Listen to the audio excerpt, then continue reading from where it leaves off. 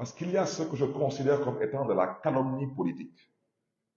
Alors, la calomnie politique, je ne donnerai pas ma définition de la calomnie, je vous inviterai à ouvrir le dictionnaire. Dans le petit Larousse, la calomnie est définie comme c'est la critique injustifiée, inventée avec le dessein de nuire à la réputation ou à l'honneur, ou c'est une accusation mensongère. C'est de ça qu'il s'agit. On ne peut pas aujourd'hui, parce qu'on est dans une situation difficile, une injustice que nous avons vécue bien avant eux, une situation que nous avons connue bien avant eux, et vous êtes tous des témoins, vouloir aujourd'hui dire, parce que peut-être nous allons être empêchés de pouvoir continuer à évoluer sur le plan politique, toutes les personnes qui ne sont pas prêtes à se soumettre à notre volonté, qui ne sont pas prêts à nous soutenir, qui ne sont pas prêts à oublier leurs ambitions, ces gens sont des traîtres. Je m'adresse au peuple de Dakar. Je ne polémiquerai avec personne. Je vais vous dire c'est quoi un traître. Un traître, c'est celui avec lequel vous vous êtes battu. Vous avez cheminé. Vous vous êtes sacrifié. Et qui vous a dit, et qui a dit au peuple sénégalais, qu'il fera tout pour que vous soyez candidat à l'élection présidentielle. Il l'a même inscrit dans sa charte, la charte de la coalition Yewi Askani, en disant qu'il n'est pas question que Khalifa Ababakar Sall ne soit pas candidat. Et subitement, cette personne décide de changer d'avis. Nous partons à l'Assemblée nationale. Nous devons voter une loi pour la réhabilitation de M. Khalifa Ababakar Sall. Eh bien, ces gens qui se disent être nos alliés, mais qui en vérité sont des traîtres, c'est de ça qu'il s'agit, décident qu'eux, ils vont introduire un recours pour que M. Khalifa Sall ne soit pas candidat. Parce que eux, ils viennent de découvrir l'injustice du monde politique. Mais je voudrais dire à nos amis que ce qu'on a dit hier, on le répète aujourd'hui. Nous, on ne croit pas en l'affaire Sweet Beauté. On considère que c'est de l'injustice. On ne considère pas aujourd'hui qu'il y a un quelconque mal qui a été fait concernant le rapport du PRODAC ou le pré-rapport du PRODAC. On considère que c'est encore de l'injustice. Ce qui se passe actuellement, nous considérons que c'est injuste parce que nous considérons qu'en 2023, la démocratie sénégalaise aurait dû dépasser le stade de chercher à dissoudre un parti politique. Mais je rappelle qu'un parti politique, c'est aussi soumis à des lois et à des règles. La conquête du pouvoir se fait exclusivement par la voie électorale. Il n'y a pas d'autre voie. Et ceux qui ont voulu choisir l'autre voie, je l'ai dit, je le répète et j'insiste, ils n'auront pas de résultat. Le Sénégal a été et restera une république. Ces gens doivent savoir une chose.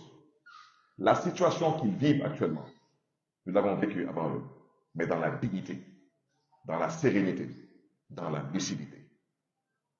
Mais je vais vous dire la mère à l'Assemblée nationale. Quand ces gens qui se disent être nos alliés ont été déboutés par la justice sénégalaise, lors du vote pour la réhabilitation de Khalifa Sall pour être candidat à l'élection présidentielle du 25 février 2024, ils ont tous, autant qu'ils sont, ils ont tous boulé la séance. Alors, on parle de quel traître ici?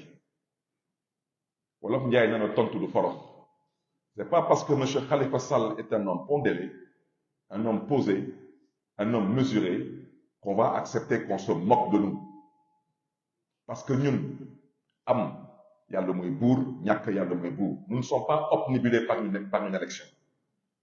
Nous avons été exclus du Parti socialiste sous vos yeux, à vous tous autant que vous êtes, pour le même principe pour lequel on se bat aujourd'hui. Ceux qui sont là à s'exciter aujourd'hui, quand on était exclus du Parti socialiste, ils n'existaient pas dans le champ politique sénégalais. Mais s'ils n'ont pas l'honnêteté intellectuelle de reconnaître que notre mise à l'écart a contribué à leur émancipation, Ça, on laissera le soin au peuple sénégalais de pouvoir apprécier. Monsieur Khalifa Sall est votre allié. Monsieur Khalifa Sall n'est pas votre ennemi. Les enfantillages qui sont passés hier dans la salle du conseil municipal lors de l'élection du bureau municipal, je le répète, je suis la personne morale de ce bureau et de ce conseil. Et on ne m'a pas confié une garderie d'enfants. Je n'ai pas le temps de gérer, moi, excusez-moi l'expression, des rancuniers, des haineux, des gens qui portent en banlieue la haine. J'ai pas que ça à faire. J'ai été élu pour servir Dakar. Je gère un budget de 50 milliards de francs CFA. Et j'ai une obligation de résultat. Je ne suis pas là pour gérer des gens. Je vais vous donner un autre exemple. On parle de traîtres. Parce qu'il semble que personne n'ait vu ce qui s'est passé à l'Assemblée nationale. Je ne critique personne. Je ne critique pas la presse, je critique personne. Mais personne n'a apparemment vu ce qui s'est passé à l'Assemblée nationale. Mais pendant qu'on y est, personne n'a aussi vu ce qui s'est passé à Dieuppeul, Derklé Castor, où le premier adjoint s'appelait plus ou moins M. Ibrahim Ndiaye. Il est là présent en chemise rouge.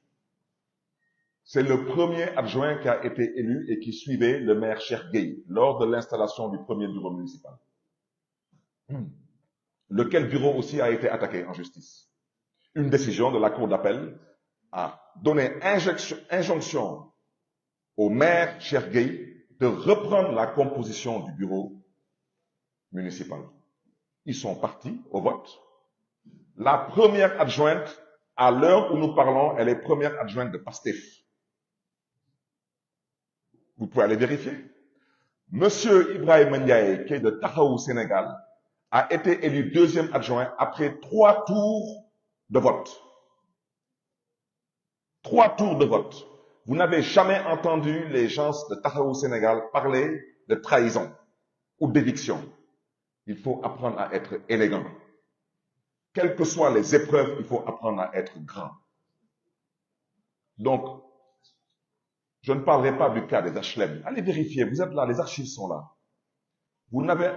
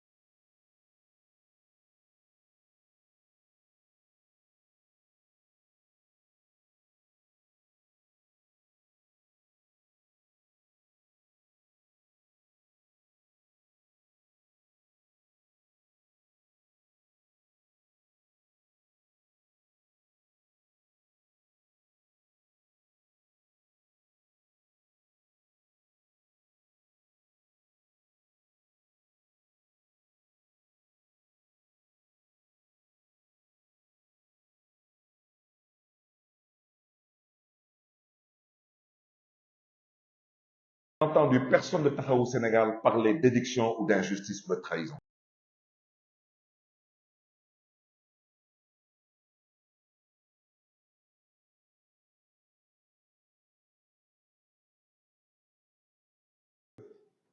Le marabout Serigne Moustapha Sy n'est pas membre de la conférence des leaders et ce n'est pas quelqu'un qui est accessible ou joignable facilement. J'ai même demandé à mon conseil politique s'il n'est pas disponible pour me recevoir, j'aimerais rencontrer son fils